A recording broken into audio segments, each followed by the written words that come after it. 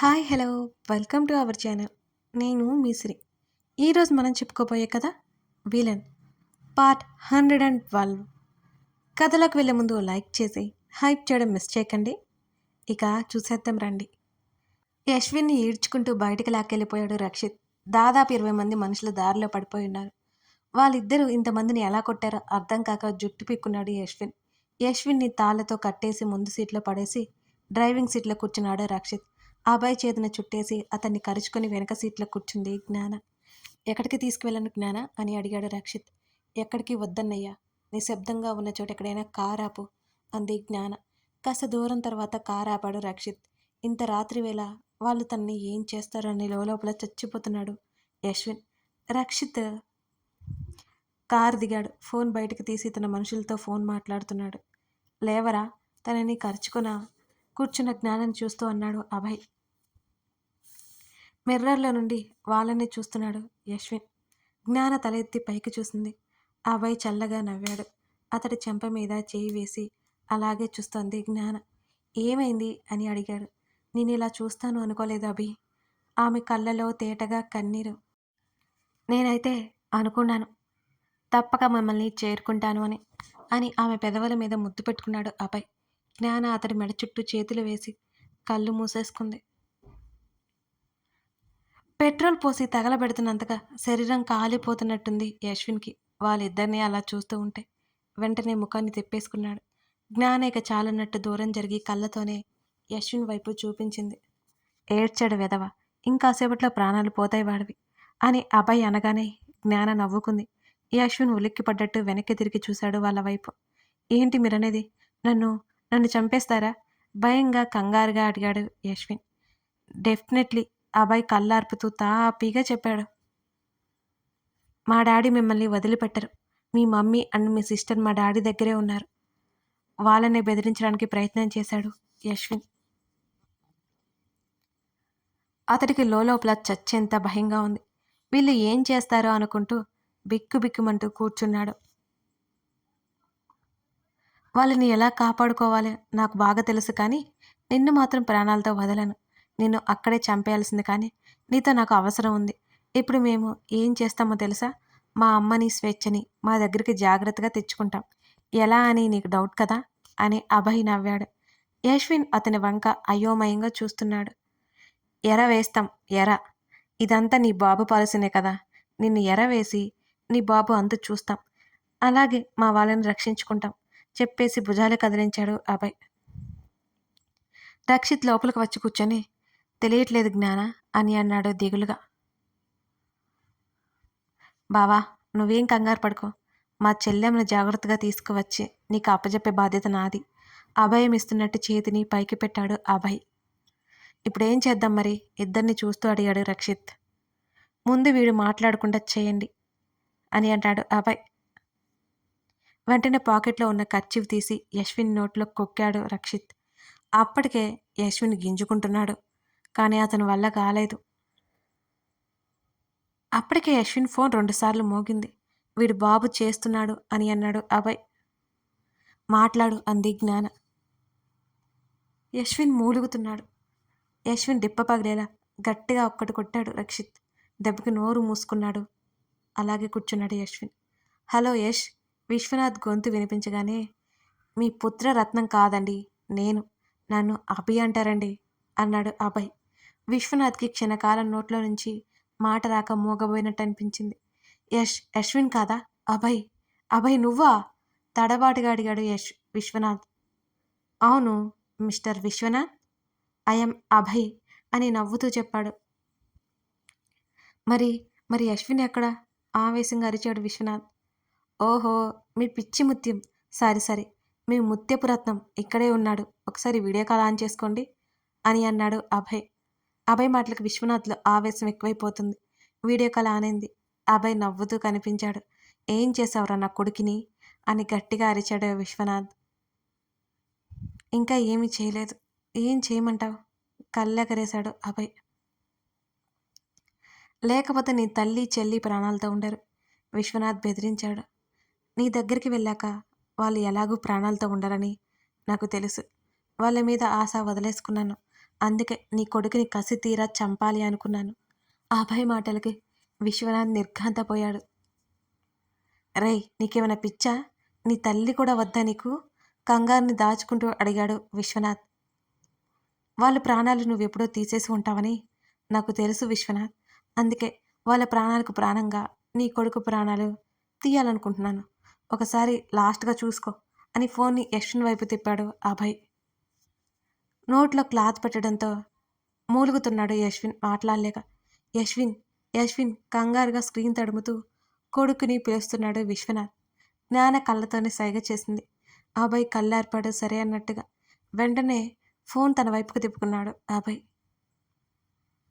నా తల్లిని నాకు కాకుండా చేస్తావా? నీ కొడుకు శవం కూడా నీకు దొరకదు, అభయ్ కోపంగా అరిచాడు. ఏయ్ ఏయ్ ఆగు, మీ వాళ్ళు నేనేం చేయలేదు, వాళ్ళ నా దగ్గర క్షేమంగా ఉన్నారు, నా కొడుకుని ఏం చేయకు, కంగారుగా అన్నాడు విశ్వనాథ్. నీ మాటలు నమ్మడానికి నేనేమైనా వెర్రి పప్పనా? ఆవేశంగా అరిచాడు అభయ్. అప్పటికే విశ్వనాథ్ నెంబర్ ట్రేస్ చేయించి అడ్రస్ కనుక్కునే పనిలో పడింది జ్ఞాన. రక్షిత్ ఫోన్కి అడ్రస్ షేర్ చేసింది. రక్షిత్ కార్ స్టార్ట్ చేశాడు. తమ దగ్గర ఉన్న 20 మంది మనుషులని ఆ అడ్రస్కి తీసుకురమ్మని శేషుకి మెసేజ్ చేసింది జ్ఞాన. లేదు లేదు, మీ అమ్మ వాళ్ళు క్షేమంగానే ఉన్నారు, కావాలంటే వాళ్ళని చూపిస్తాను అన్నాడు విశ్వనాథ్. నేను నమ్మను, నీ కొడుకుని చంపేస్తాను అని గట్టిగా అరిచాడు అభయ్. అరే పిచ్చి వెదవా, నా మాట వినరా, నీ పిచ్చి నీదేనా, వాళ్ళు బ్రతికే ఉన్నారా అని విశ్వనాథ్ వేడుకుంటున్నాడు కొడుకు కోసం. చూపించు మరి అని అడిగాడు అభయ్. ఆగాగు చూపిస్తానంటూ హడావుడిగా నడక మొదలుపెట్టాడు విశ్వనాథ్ కౌల్. జ్ఞాన రక్షిత్ చేసేవన్నీ చూస్తున్న యశ్విన్కి కళ్ళు తేలేశాడసలు. ఒకవైపు విశ్వనాథ్ని మాటల్లో పెట్టి అతడి అడ్రస్ కనుక్కొని అటువైపుకి వెళ్తున్నారు. ఇంకో 10 నిమిషాలు విశ్వనాథ్ని చేరుకోవచ్చని వారిద్దరికీ యశ్విన్కి అర్థమైంది. ఛ, మా డాడీ పెద్ద తెలివైన వాడిలా బిల్డప్ ఇస్తాడు, ఇక్కడ వీళ్ళు చేసేది చూస్తుంటే నాకు గుండె ఆగిపోతుంది, ఇంకే ఉంది, మా ఇద్దరిని చంపేసిపోతారు వీళ్ళు అని లోపల అనుకుంటూ మదనపడసాగాడు యశ్విన్. వాళ్ళు నిజంగా బ్రతికే ఉన్నారని అబద్ధం చెప్పి టైం వేస్ట్ చేస్తున్నావా?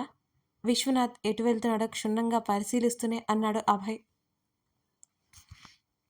వెళ్తున్నాను, 2 నిమిషాలు ఆగు, నువ్వు ఆలోపు తొందరపడి నా కొడుకుని ఏమీ చేయకో అని గబగబా పరుగులాంటి నడకతో రవలి వాళ్ళు ఉన్న గది వైపుకు వెళ్ళాడు విశ్వనాథ్.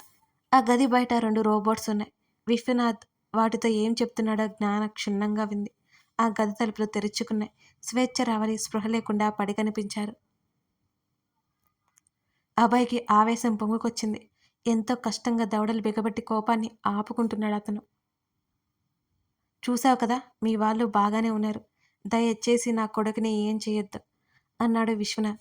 వాళ్ళు కదలలేదు మెదలలేదు, వాళ్ళు ప్రాణాలతో ఉన్నారని నేను ఎలా నమ్మాలి? విశ్వనాథ్ని ఇంకా ఇంకా మాట్లాడించి టైం వేస్ట్ చేస్తున్నాడు అభయ్. రే అభి, నా మాటలు నమ్మరా, ఇది నిజం, అసలు నీలాంటి క్రాక్ గార్డ్ని జ్ఞాన ఎలా ప్రేమించి పెళ్లి చేసుకుందిరా ఇడియట్ ఆవేశంగా అరిచాడు విశ్వనాథ్. అరే ముసలోడా, అదంతా నీకు అనవసరం, నోరు మూసుకుని కూర్చో అభయ్ కోపంగా అన్నాడు. జ్ఞాన ముసిముసిగా నవ్వుతోంది. నా తెలివిని నువ్విప్పుడు ఏం చేస్తావులే, ముందు చూస్తావు అన్నాడు అభయ్ పళ్ళు నురుకుంటూ. మీ వాళ్ళు బ్రతికే ఉన్నారా, కావాలంటే సరిగ్గా చూడు, ఫోన్ని రావుల దగ్గర పెట్టి చూపించాడు. ఇద్దరు క్షేమంగా ఉండడంతో అభయ్ జ్ఞాన రక్షిత్ ఊపిరి పీల్చుకున్నారు. విశ్వనాథ్ ఉన్న ప్లేస్లో వాళ్ళు ఎక్కడున్నారో కూడా తెలుసుకున్నారు ఆ వీడియో కాల్ ద్వారానే.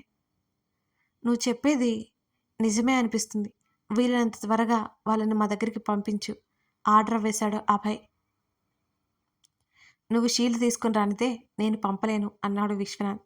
సరే అయితే వాళ్ళని చంపేసుకో, నేనైతే నీ కొడుకుని చంపేస్తా అని అన్నాడు అభయ్. నువ్వు చంపినా నాకు నష్టం లేదు. విశ్వనాథ్ మాటలకి ఆ ముగ్గురితో పాటు యశ్విన్ కూడా నిశ్చేషుడయ్యాడు.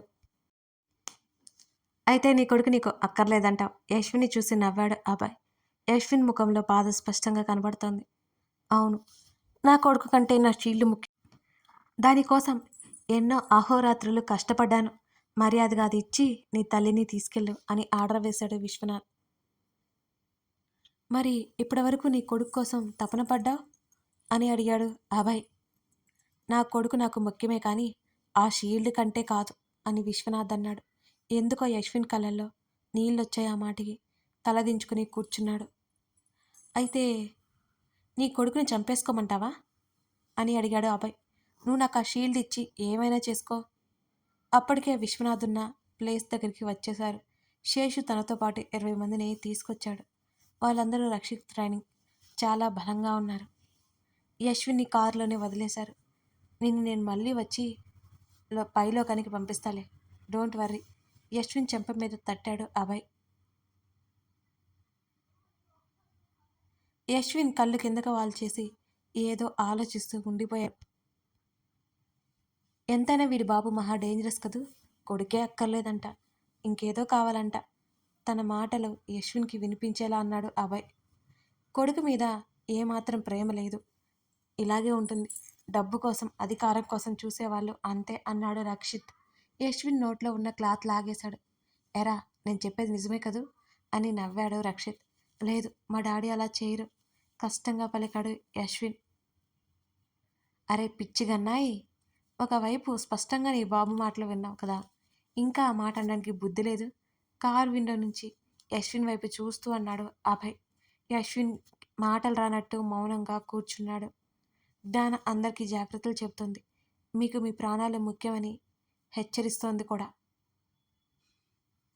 ఇక్కడ మనుషుల కంటే రోబోట్స్ ఉంటాయి, వాటిని మీరు ఎప్పటికీ ఎదుర్కోలేరు టక్కున అన్నాడు యశ్విన్. అరే వాహ్, నీకు చాలా ఇన్ఫర్మేషన్ తెలుసురా. ఇంకా ఏముంటాయి చెప్పు. యశ్విన్ భుజం మీద చేయి వేసి అడిగాడు అభయ్. మీరు లోపలికి వెళ్తే బయటికి రాలేరని మాత్రం తెలుసు అన్నాడు యశ్విన్. నాకెందుకో వీడిని మాట్లాడుతున్నా జాలేస్తుంది. జాలిగా ముఖం పెట్టి యశ్విన్ని చూశాడు అభయ్. ఎందుకలా అనిపిస్తుంది అని అడిగాడు రక్షిత్. ఎందుకంటే వీడి బాబుకే వీడక్కర్లేదు, వీడొక అనాథే కదా.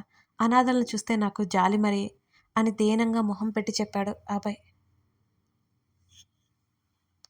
మాటలతోనే యశ్విన్ బ్రెయిన్ని తమ కంట్రోల్లోకి తెచ్చుకోవాలని జ్ఞాన ఐడియా. సరిగ్గా అవకాశం చిక్కడంతో అభయ్ విపరీతంగా చెలరేగిపోయి జీవించేస్తున్నాడు. ఏయ్, మాటలు మర్యాదగా రానివ్వు అన్నాడు యశ్విన్ కోపంతో ఊగిపోతూ.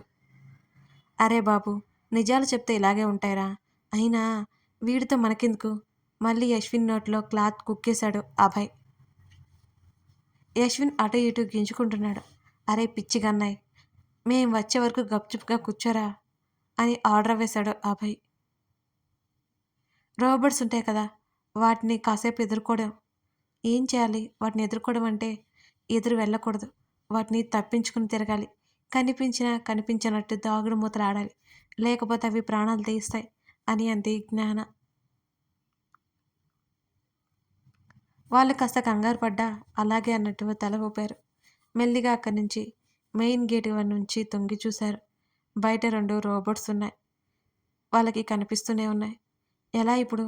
మనకు ఐడియా ఉంది కదా, సీసీ కెమెరాలు ఉంటాయి వాటికి. ఎదురు వెళ్తే మనందరినీ తుక్కు తుక్కు చేస్తాయి కదా. ఆలోచిస్తున్నట్టు ముఖం పెట్టాడు అభయ్. జ్ఞాన తన వైపు అలాగే చూస్తుంటే ఏంటా చూపు, ఏంటట ఆ చూపు, నేను మాత్రం వెళ్ళని చెప్తున్నా అందరినీ వేలుతో బెదిరిస్తూ అన్నాడు అభయ్. అభి, అలా అనొద్దు, నువ్వు హనుమంతి లాంటివి, నీ శక్తి నీకు తెలియదు అభి అని అన్నాడు రక్షిత్. నువ్వు ఆగవయ్య బాబు, వాటితోనే నాకు బాగా అనుభవం ఉంది. అది కొడితే లేవను కూడా లేవలేను, చచ్చి ఊరుకుంటాను అని అన్నాడు అభయ్ భయంగా. అక్కడ వాళ్ళంతా అభయ్ మాటలకు ముసిముసిగా నవ్వుకున్నారు. అభి అని అభయ్ చేతిని చుట్టేసింది జ్ఞాన. నువ్వు అలా అంటే ఎలా చెప్పు, ఇప్పుడు నీ బాడీ ఉక్కు బాడీ అయిపోయింది, ప్లీజ్ అని జ్ఞాన అనగానే ఏడుపు మొహం వేసి చూశాడు అభయ్. నాకు తెలుసు ఏదో ఒక ఫిట్టింగ్ పెడతారని, వెళ్ళక చేస్తానా అంటూ వెళ్ళబోతుంటే అతడి షర్టు పట్టుకుని ఆపింది జ్ఞాన. కథ కొనసాగుతోంది. ఇదన్నమాట యశ్విన్ గురించి. విశ్వనాథ్ని బెదిరించాలనుకున్న ప్లాన్ కూడా ఫ్లాప్ అయింది. ఇప్పుడు లోపలికి వెళ్ళాలంటే రోబోట్స్ ఉన్నాయి, వాటిని ఎదుర్కోవడం చాలా కష్టం కదా. మన అభయ్, జ్ఞాన, రక్షిత్లో ఏం చేయబోతున్నారో చూద్దాం. కథ నచ్చితే లైక్ చేసి కామెంట్ చేయడం మర్చిపోకండి friends. Thank you for watching this video.